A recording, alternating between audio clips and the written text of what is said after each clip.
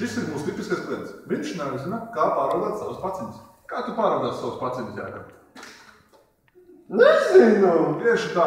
Un, lai novērst šādas situācijas, mēs piedāvājam loģistikas pakalpojumus. Jākab, vai tu būtu ieinteresēts, lai tieši šo paciņu mēs nogādājam tavai mammai? Izklausās interesanti.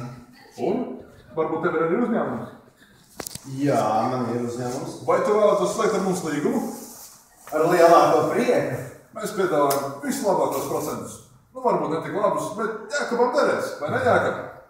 Piedāvājam vienkārši transportācijas pakalpojumus. Taču aptaujā tādus pašus cilvēkus kā Jākabs, mēs nonācām pie fakta, ka mēs nedrīkstam koncentrēties tikai uz uzņēmumiem, bet mums jākoncentrējas arī uz parastiem klientiem, jo tādā veidā mēs paplašināsim savu mērķa auditoriju. Jākab, vai tev ir kāda ieteikuma mūsu firmai? Jā, vajag noteikti. Jūs varētu piedāvāt reklāmas uz savām automašīnām, jūs varat pārdot klientus, kā arī jūs varat būt ātri kā vējš. Nu, Jākab, tev ir paveicies, jo tieši mūsu firma piedāvā cilvēku pārvadājumus, un nevajag pārprast, tie nav vergu pārvadājumi. Ka ir arī parasti cilvēku pārvadājumi ar taksometriem. Reklāmas, protams, mēs sadarbosimies ar vietējo reklāmu firmu, lai izvietotu viņiem pasūtītās reklāmas uz mūsu auto. Ātri kā vējš ir lēni. Mēs esam 3 reizes ātrāk kā vējš. Halo, man vajag aiziet paciņa.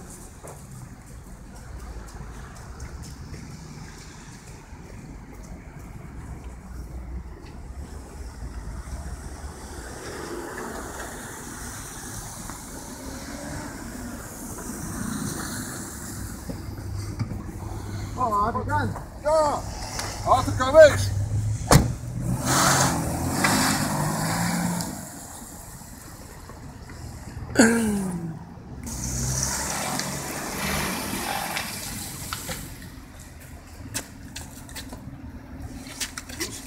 Jūs gan esat ātri kā vējš, paldies! Mums jāskrien!